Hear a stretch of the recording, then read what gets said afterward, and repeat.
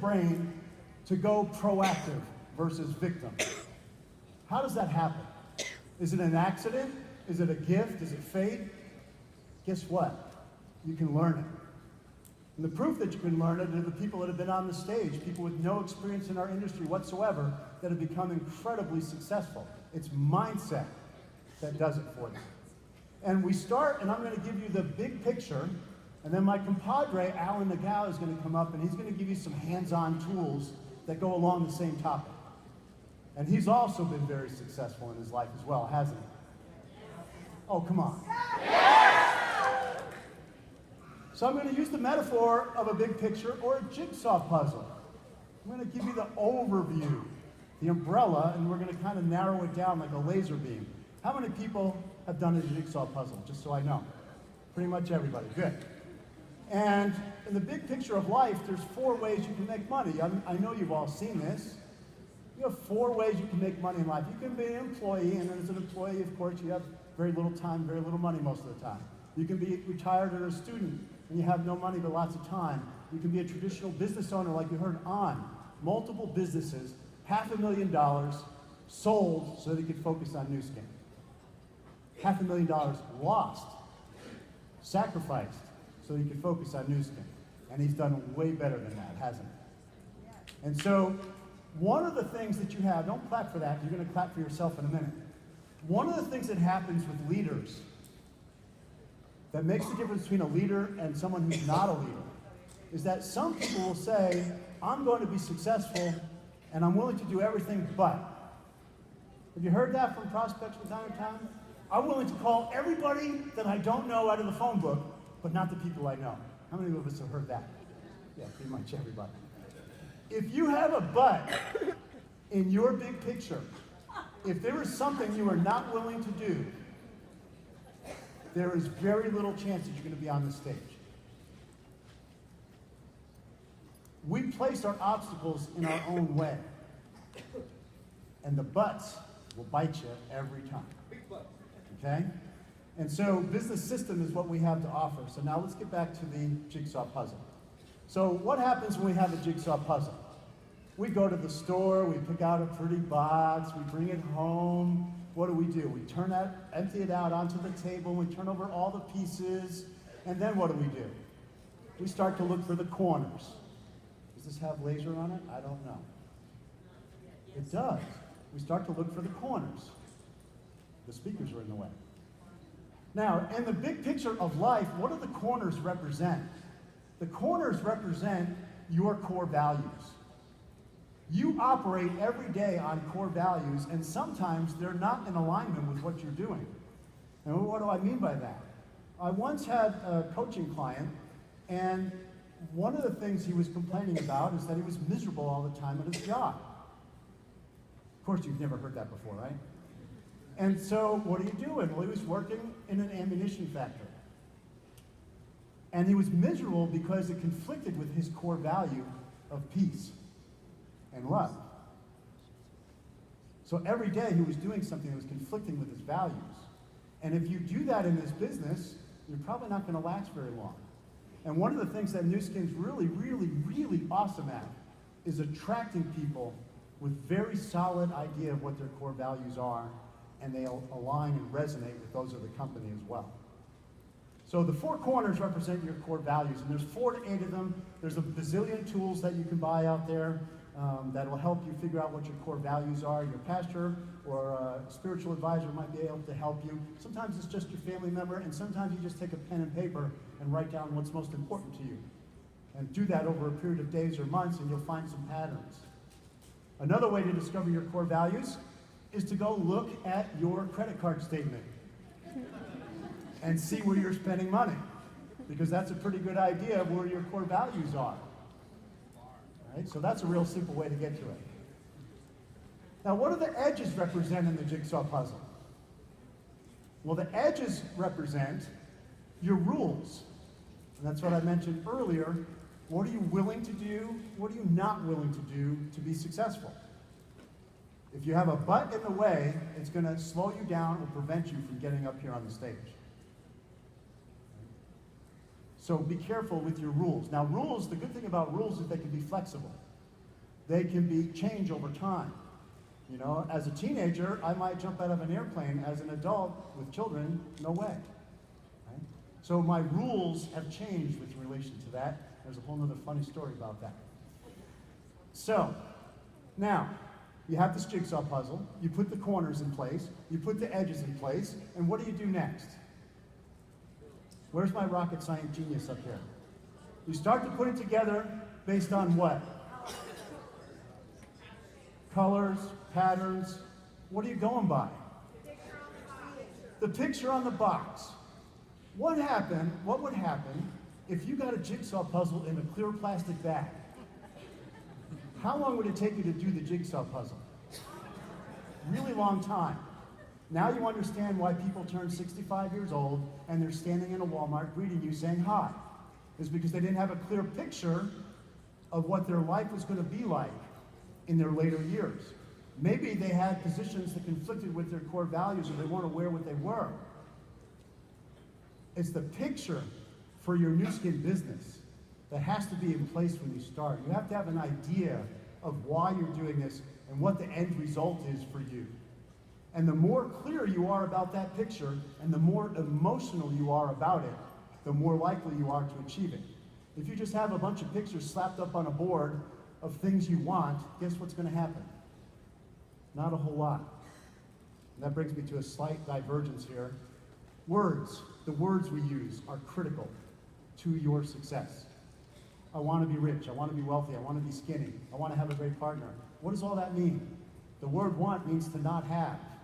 So be very careful with the words you use as you're designing your dream board and your goals and so forth. Be extremely careful. Pay attention to what the leaders actually say here and what they do. So that's key. So words you use are key to your picture. Now let me give you some examples of values. These are mine. I'm a member of the 5F Club. Soon to be a member of the 6F Club. Okay? Faith, family, friends, fitness, finance. These are my core values. These are Julie's core values. We learned that before we decided to be a couple. We learned that through discussions, through tools that can be used. You learn that from your coaches and your mentors. What are your core values?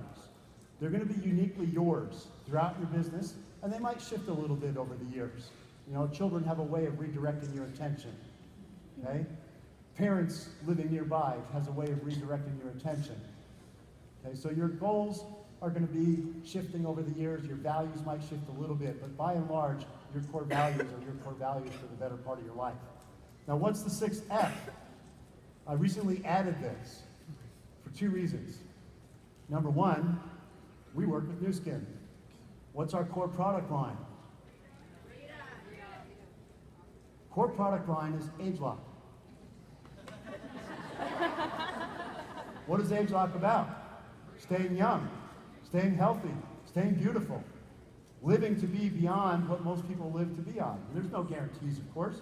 You could step out here and get hit by a bus, but you're going to be beautiful. So the 6F is future. We have a very bright future. And we all, everyone sitting in this room, thanks to ageLOC, thanks to Dr. Joe Chang and his team, have a very high likelihood to hit 100. Now that sounds kind of strange, but Julie and I have some friends in our lives that invited us to a presentation a couple weeks ago. A man by the name of Dr. Steve Franklin, who is kind of like a modern day Napoleon Hill. He was invited, he's a financial advisor, a financial planner, and he was invited to a birthday party of one of his clients. She was 94 years old, and she invited him to her 100th birthday party. She was having it in advance in case she didn't make it. And it took him on a whole new life path, because he went to that birthday party, and he met other people that are over 90 years old and 100 years old, and it sparked a curiosity for him. And he went on a journey, an 8-year journey, and interviewed over 500 people that have lived to be 100 or more in age. Over 500 people, and he learned along the way that in the United States of America, right here, right now, today, there are approximately 60,000 centenarians in America. And he felt that it was important to do this in America because there's other National Geographic scientists that have gone around the world and studied cultures in other countries, like Sardinia and so forth, where people live to be over 100.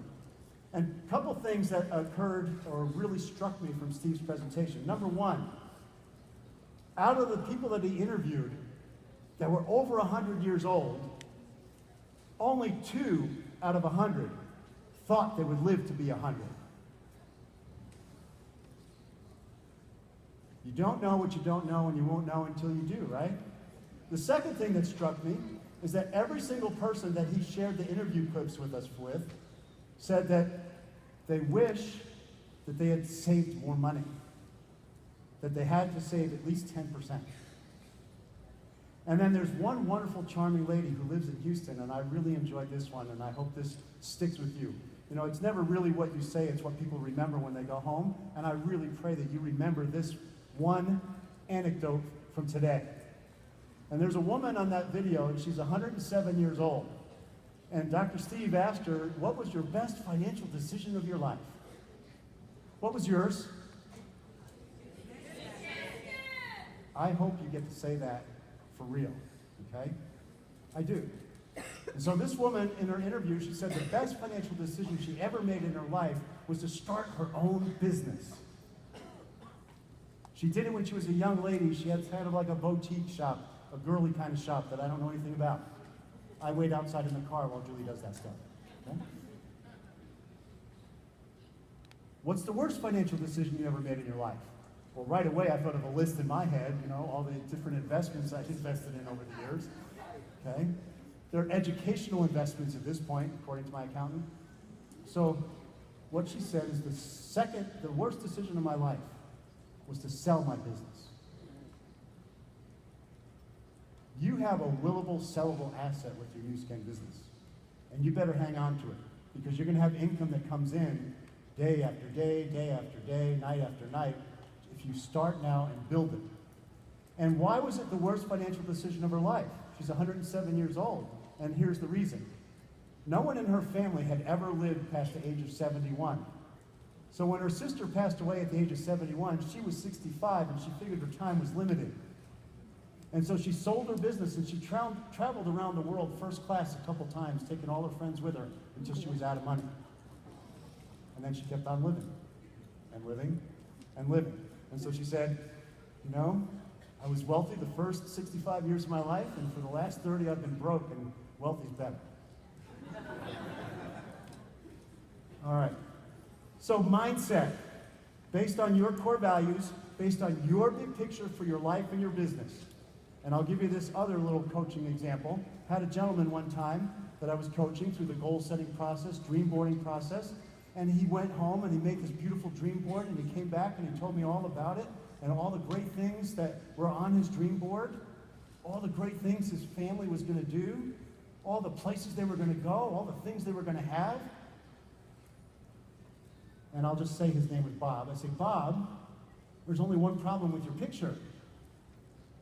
You're not in it. So what do? Get wealthy, get a big life insurance policy, die, and give it to your family so they can do those things. So make sure you're in your picture. Make sure you're included in the dream that you're creating, especially since there's a very high likelihood you're going to live to be 100 or more. We can thank Joe for that, can't we?